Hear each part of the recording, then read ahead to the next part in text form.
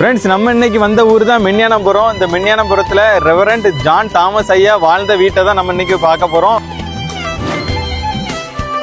Friends, அவங்க use பண்ண பொருள் எல்லாமே இன்னும் பாதுகாப்பாக பத்திரமா அதே இடத்துல வச்சு மெயின்டைன் பண்ணுறாங்க.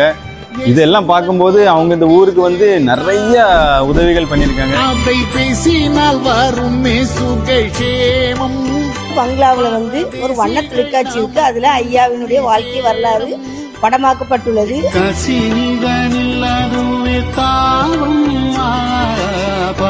ஊர்ல உள்ள வரலாறு எல்லாத்தையுமே போட்டோவா போட்டு அதுக்கு கீழே அதோட கதை எல்லாத்தையுமே உங்களுக்கு போட்டிருக்காங்க.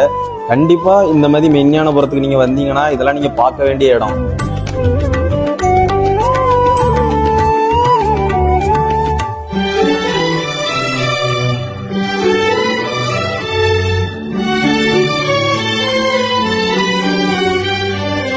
டேவிஸ் தாமஸ் அவர்கள் 84 வரை இருந்து ஆலயத்தை கட்டி முடித்துவிட்டு அதுக்கு பின் வாட்ஸ்அம்மையார் பள்ளிக்கூடத்தை கவனித்து வந்தார்கள்.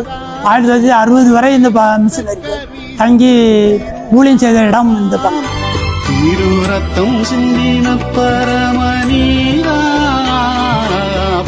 ஃப்ரெண்ட்ஸ், இப்போ நீங்க இதை பார்த்தாலே தெரியும், அந்த காலத்துல உள்ள போட்டோவை எல்லாத்தையும் பிரிண்ட் பண்ணி அது கீழே எதுக்காக இது வச்சிருக்காங்க, எதுக்காக இதுன்னு போட்டிருக்காங்க, எல்லா டீட்டெயிலும் போட்டிருக்காங்க.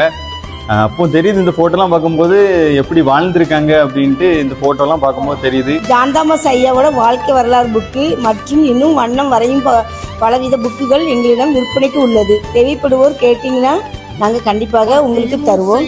இந்த பங்களாவை சுற்றி பார்க்கறதுக்கு என்னுடைய அலைபேசி எண்ணையும் உங்களுக்கு சொல்லுகிறேன். ஜான் தாமஸ் ஐயா பங்களாவை வந்து சுற்றி பார்க்கறதுக்கு மாலை 4 மணியிலிருந்து 6:30 மணி வரைக்கும் திறந்தே இருக்கும்.